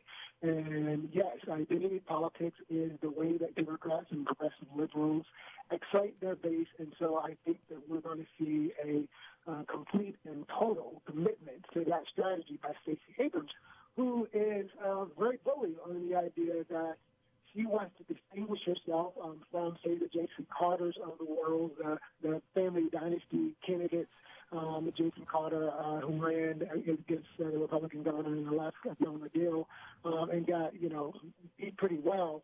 And she thinks that the mistake there is, one, that they were not distinguishing themselves for the Democrat liberal base from the Republicans. And the other thing that she is also very bully on is that she is acknowledging, and I think the stats are showing it, that the demographics have shifted even more to the advantage of the Democrats through in-migration of African-Americans, Latinos, and others, and white progressive liberals from urban areas from across the state, from up north, et cetera. So we are seeing some shifting going on. It is very real. And so Stacey feels her chances are really great if she distinguishes herself as a progressive liberal, not perhaps as far as Sanders. And then I think the Republicans are adding to that story that she's, a crazy Bernie Sanders liberal. I know Stacey Abrams, she's an incredible story, and I'd love to go into that a little bit more. She's actually a lot more moderate in person and through legislative leadership than many people realize. So this is going to be a really interesting race on many different levels. And Republicans better have their A game ready. It's going to be tough. Okay. So you touched on a few things that I was planning on circling into, so I'm just going to dive right in. I've heard the same thing on my back channel. In fact, I have heard that one of the main reasons why we don't have better inroads into the Black community from the Republican Party is because we tend to demonize anyone who's a Democrat. And I've heard both sides of this because obviously there's some things that Democrats are engaged in on the legislative side that deserve demonization. But when we're talking about individual candidates, there's a real argument going on behind the scenes as to how we're supposed to react to as you just described, this moderate Democrat who is rising up and creating a credible threat to really Republican Party politics in a state that has traditionally been very red. So if she's moderate on some issues, can Republicans work with her? Is she a better choice than the Republican candidate? I mean, how are people to really parse this out? Well, in fact, as a voting Republican and a conservative, I often went to Stacey as someone on the other side anytime I saw a wall being built up to Republican legislation that might get racialized, and politics of identity might be used by the Democrat legislators at our Georgia Capitol. Whenever I saw that happening and I thought the policy was good, the person I went to sort of bridge the gap was Stacey Abrams. And I go to her and I talk to her about the policy. And as many have heard about how she voted with Governor Deal on several endeavors, I'm not taking credit for that by all means. But what I'm saying is that she was even attacked by Stacey Evans, her Democrat opponent in the primary. She was attacked for having voted with Governor Deal and Republicans on several measures. Okay. We have some local politicians here in St. Louis who are really good at, well, I won't say in St. Louis, in the Missouri legislature, who have the ability to, they basically can create a patch between the two sides using their own kind of, political capital. They're black, they're female, they're Democrats, but they have been known to, on issues that they care about that are important to their constituents, namely vouchers, school choice, some kinds of economic opportunity in inner city areas. They'll come across the aisle as Democrats. They'll join in with the Republicans to vote on things or to create a coalition where they can get something done. So you're saying Stacey Abrams has this skill as well? She has that skill. Now, how much she's going to play that? She's got two challenges in front of her.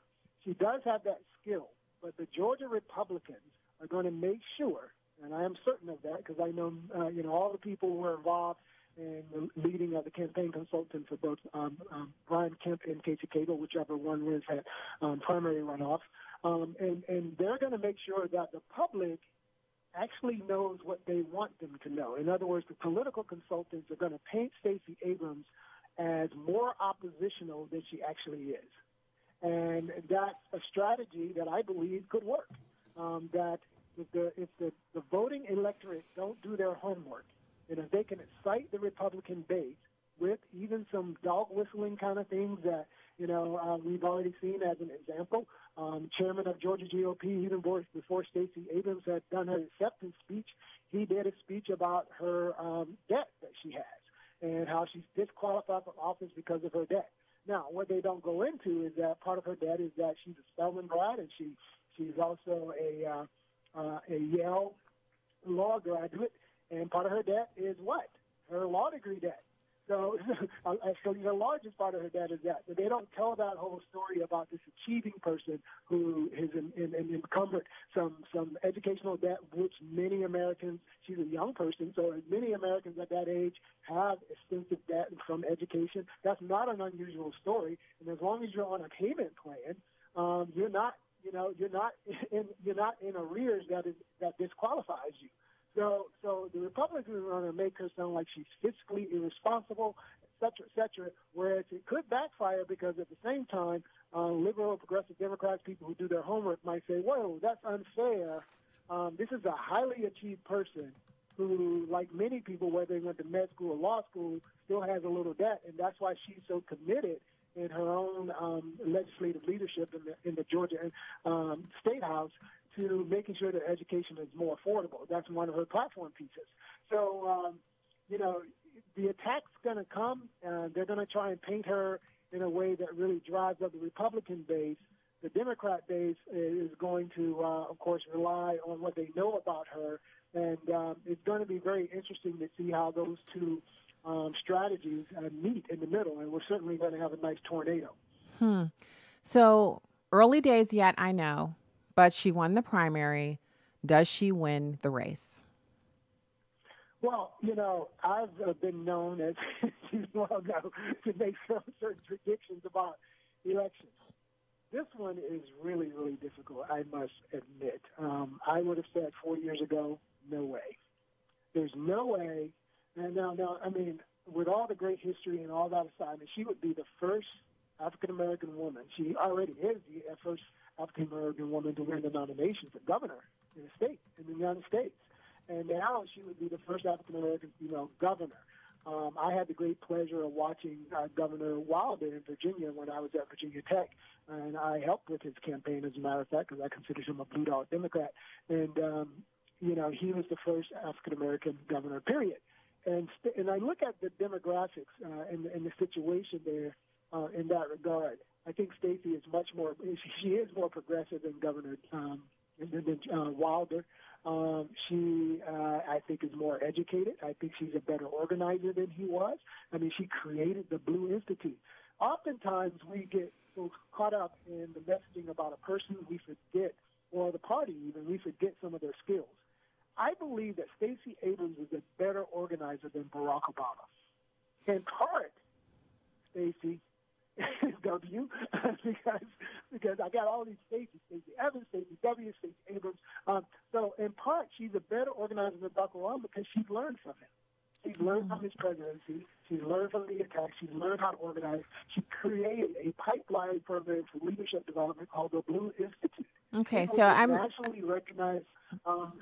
That's wonderful, and I think that's fantastic. But I'm wondering about some of the kitchen table issues that Republicans will invariably end up casting their vote on. And I know for me, I'm like a 3-issue voter, like kind of like a 3-gun shooter, but it's safer than that. And specifically, it's pro-life, immigration, and the fiscal soundness or defense. Where does she stand on those? Because you said she's a moderate Democrat in your opinion, but is Stacey Abrams even slightly pro-life? Is she against illegal immigration or for sealing up the border? Where is she on the national defense? On national defense, I think she'd be strong in general and pro-national defense. She's going to be soft on immigration and borders. She believes Dreamers should have, you know, basically not only all rights, but they should get extensive support to matriculate through colleges, etc. You know, she hasn't spoken specifically on whether or not she believes in sanctuary cities. I don't think that she'll run on that because that certainly would never fly in Georgia. She is anti Second Amendment as it currently stands. I mean, there's no way, again, that Jason Carter did not attack the NRA or attack the issue of gun rights. Jason Carter didn't. She will 100% attack the issue of gun rights just because, Stacey, there's been so much that's happened, you know, in the last 4 years when it comes to gun control. And I think even Republicans across the nation are even, you know, moderating on that issue that there is some gun control necessary.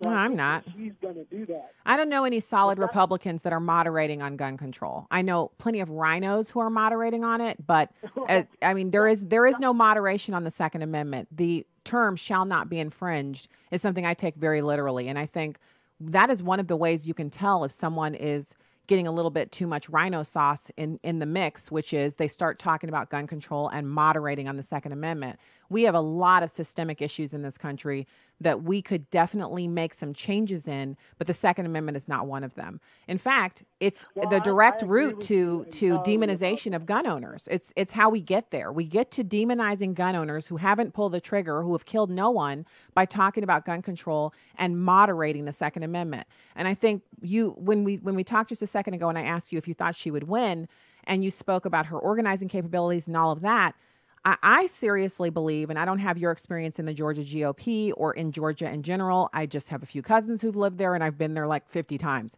But I would say that in the state of Georgia, a person who, even if they're not running on it, believes that Dreamers should have a path to citizenship and reduced educational costs, a person who believes that the Second Amendment needs to be infringed upon, and someone who is not pro-life will not be able to garner the level of Republican votes that are needed. But I don't know all of the other attendant factors. And I think that's very good.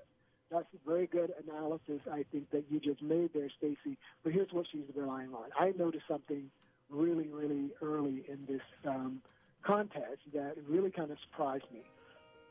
Excuse me. One thing was that the Democrat turnout in this primary, and again, you know, we did a ton of work in minority voter engagement, but we also did a lot of work in creating oppositional content out there for people to get kind of discouraged, you know, in past years. But this time, let me tell you, the turnout for the primary election at the top of the ticket for the Democrat primary, it was a huge increase in what we saw in 2014. As a matter of fact, they got within 100,000 votes, the Democrats did. All right, we're going to have to leave it right there because we've got 15 seconds left, I think. But Leo, thank you so much for coming on. Great interview. We will talk to you again soon, hopefully before the race is over. And we'll be back with more right after this. Thank you, everyone. We'll be right back.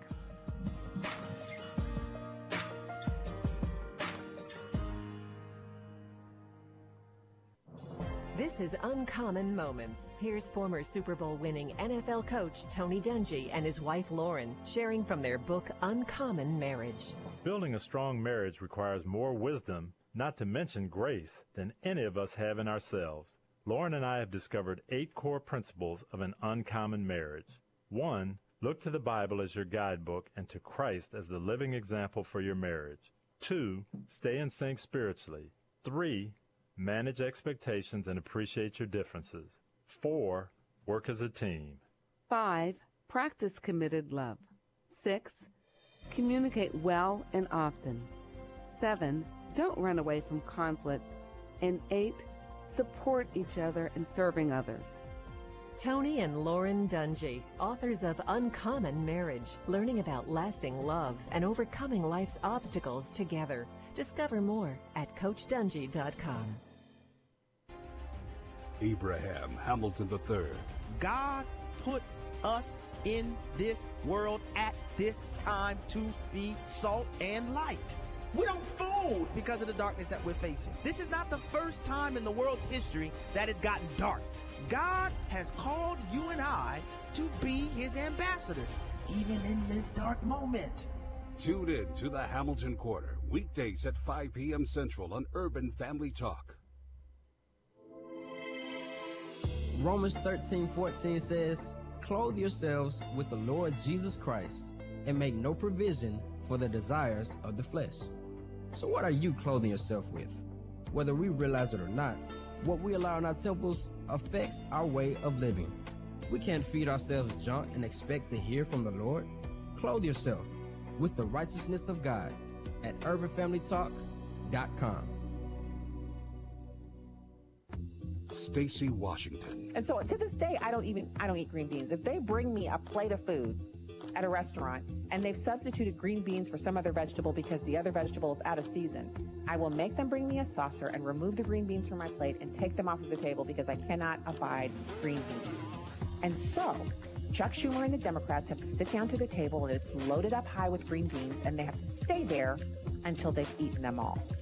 That's the table they set. They boiled the green beans, they picked them, they snapped them, they put them into the steamer, they've cooked them, they seasoned them with salt and pepper, and now they're on the table with a little side of butter, and that's all they're getting, and they're going to have to eat these until they win. Stacy on the Right, weekday afternoons at 2 Central on Urban Family Talk.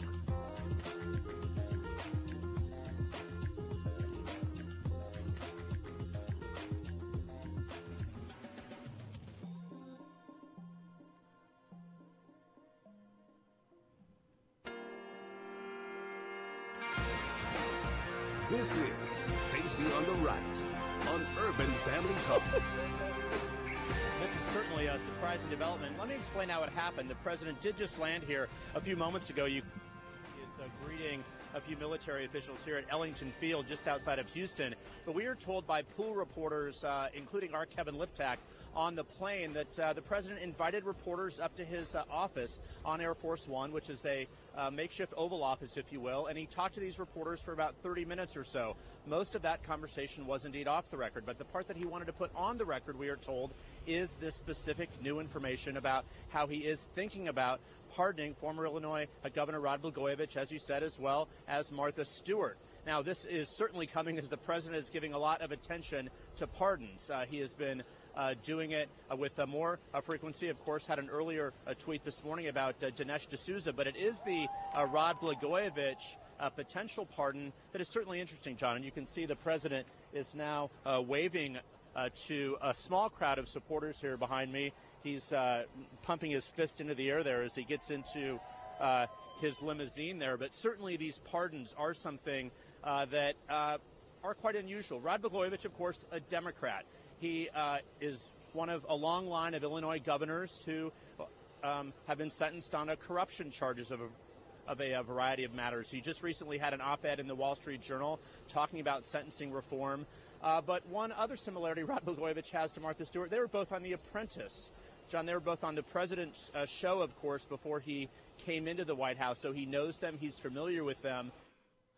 Okay, welcome back to the show. Stacey Washington, host of Stacey on the Right. This is the final segment of the hour. I'd love to talk to you if you want to call in. It's 866-963-2037. Had a very active chat going on over at the YouTube page and on the Periscope stream. And of course, as always on Facebook. A huge thank you to all of the people who listen to this show on traditional radio as well. We are so glad to have all of these different avenues to get you guys here. Couple things here. Let's clean some house real quick. Good commenter and listener to the show, Lloyd Braun, said we'd be in trouble if Stacey, the first black nominee who's a woman for the Democrats, possibly to win that race, if she were to win.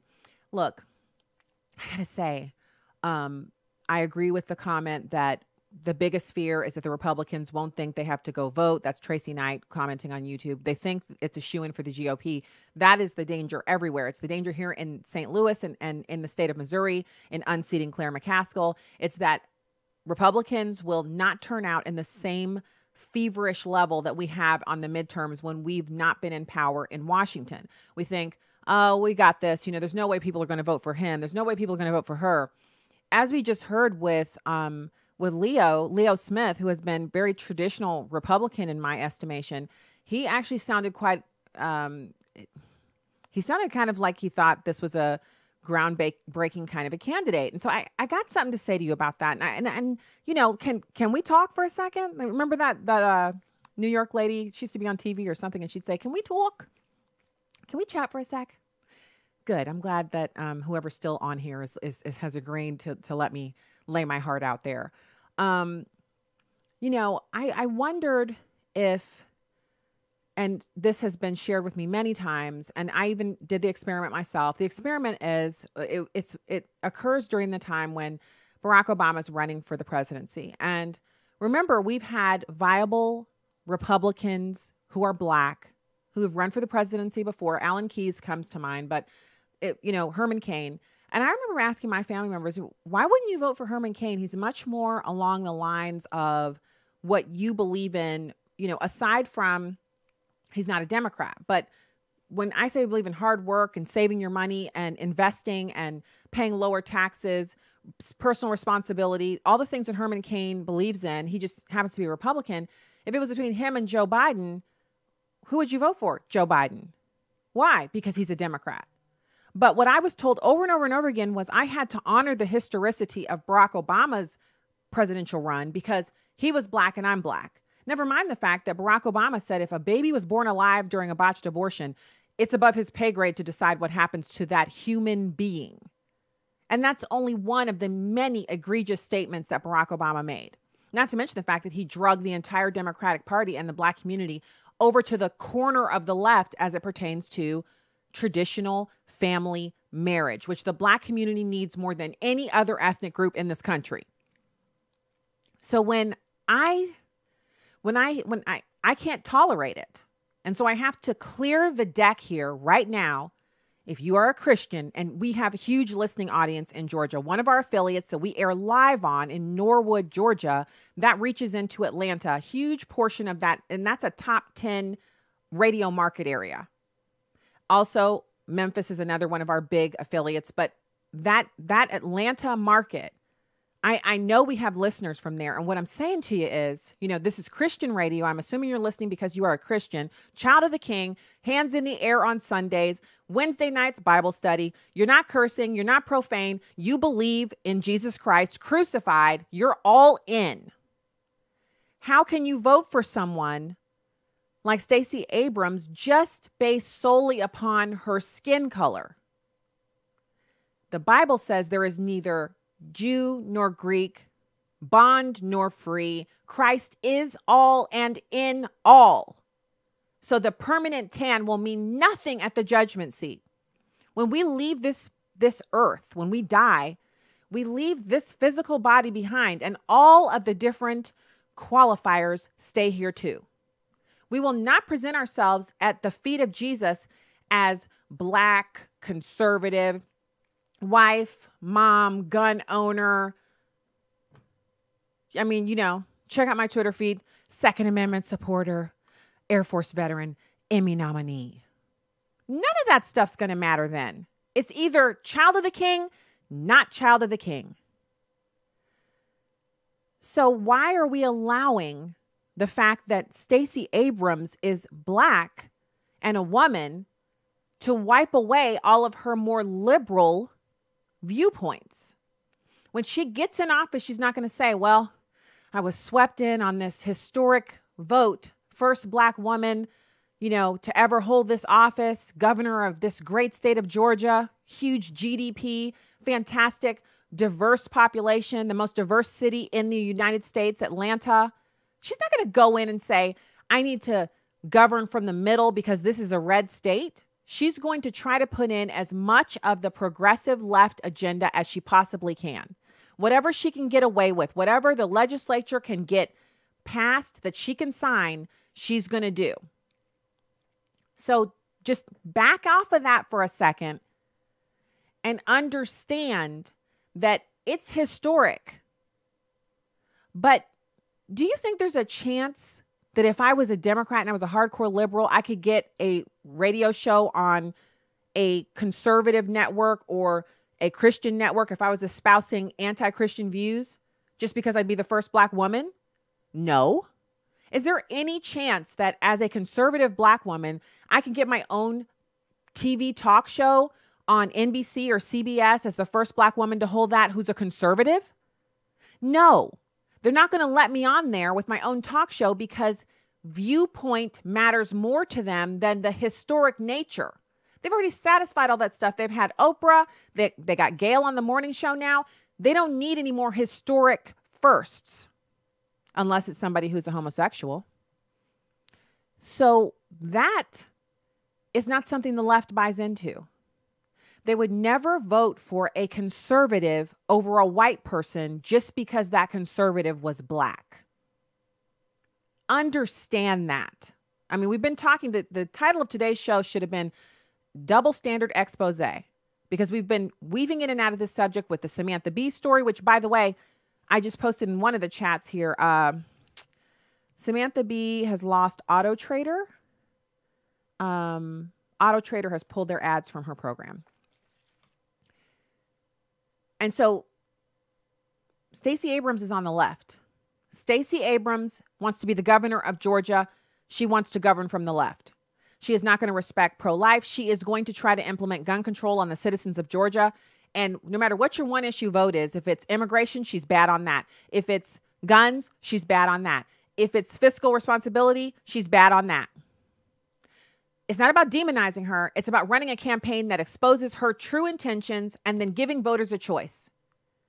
The choice you have in Georgia is to adhere to the biblical principles that have been laid out for you time immemorial and to vote as a Christian for whoever you feel is the best candidate based on how their views line up with the word of God. So by all means, vote for Stacey Abrams if that's where you feel like your treasure lies. But your vote represents your stamp of approval, one way or the other. And the historic nature of who she is means nothing at the judgment seat. And that's not just her. It doesn't matter that Donald Trump was the first businessman ever elected to the so what? What's going to matter is, does he believe in Jesus Christ and Jesus Christ crucified? That's what's going to matter at the judgment seat. Rose on the third day, seated at the right hand of the Father, pouring out the blood on the mercy seat, pleading with the Father day and night on the behalf of all of us. Do you believe that? Have you confessed it? Have you been baptized? Are you attending church? Are you working towards sanctification? That's what's going to matter at the judgment seat. None of this other stuff about the permanent tans or the white skin or this or that. What part of the world you hail from, what neighborhood you grew up in, what college you attended, whether you're Yale Law or Stanford. None of that's going to matter. And if we know better, if we know right, if we've read the word of God and our minds are not clouded and completely jacked up from the fact that we have turned our backs on everything that's true and right and good, then we understand what our responsibility is, not just in this election, in every election. The only qualifier you have is Jesus Christ. The rest of it is nonsense. And I say that as I'm not changing my Twitter bio. That's not what this is about. This is about understanding what our responsibilities are. So, that's a chat we had to have. I had to clear the deck on it's not just Stacey Abrams. It's not just that particular candidate. It's all of these candidates. Many millions of us did not learn that during the 2 elections of the historic first Black president. But we're going to learn. We'll either learn it here or we'll learn it when it matters the most, but it'll be too late. So now I want to go through this, which I'm always surprised when I see a poll about the president's Twitter habits. So, because, these polls are actually really expensive to run. When you call up a pollster and say you want to do a poll, they usually offer you 600.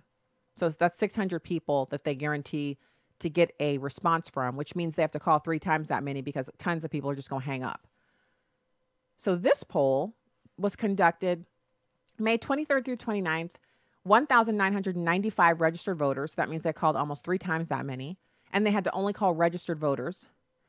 And they were asking Americans about their views on the economy, North Korea, and more. So almost 3 in 4 voters say that the president uses Twitter too much. Yawn. Voters see strength in the U.S. economy, but millennials are not as optimistic. That's pretty typical. Younger people in their 20s are not as optimistic because they're still trying to find their way in the world. Even if they're college educated, you're trying to find that good first job or move out of that first good job into your first promotion. Millennials are not going to be as optimistic as older people who are much more established. That's just common sense. Baby boomers are the most likely generation to say the economy is performing strongly, compared to 47% of Gen Xers and 41% of millennials. A bunch of people don't feel strong about their own finances. Average American savings, not on here, but I'm just reporting to you from what I know, is $400. You're not going to feel very confident about the world if you only have $400 in your bank account. That's just fact. Voter confidence in Trump to deal with North Korea drops amid the possible cancellation of the summit. This week, 46% of voters said they have lost some or a lot of confidence in President Trump to handle threats posed by North Korea, compared with 46% who have had not much or no confidence at all. The full results are available at morningconsult.com. I love it when they send those out. So the last thing I want to cover with you guys as we close the show out for this Thursday is Dick's Sporting Goods. They took that position of gun control and they are feeling it bad. It turns out that the CEO of Dick's Sporting Goods, they banned the sale of the AR-15 and they destroyed their inventory rather than putting it in the market or, selling it back to the manufacturers. They raised the minimum age to purchase a gun to 21. And here's the quote. Our firearms policy changes impacted our hunt business, which saw an accelerated decline. Chief Financial Officer Lee Belitsky told analysts on the company's conference call that was today, I believe. We expect these businesses to remain under significant pressure throughout the remainder of the year. We don't have the best relationship with the firearms manufacturers right now. Mossberg & Sons previously sold directly to Dick's. They will no longer sell their firearms directly to Dick's Sporting Goods, meaning that Dick's Sporting Goods has to actually procure them in the retail market, eliminating their possibility of marking them up for a profit. You take the gun control position, you got to deal with what comes after that. God bless you. We'll be back with you tomorrow. Have a great night.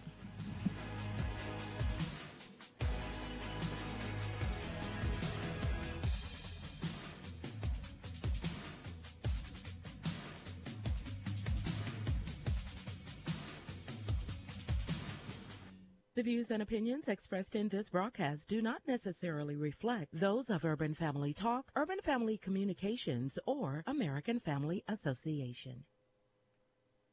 Urban Family Talk. Urban Family Talk. Always stay up to date with the latest in the culture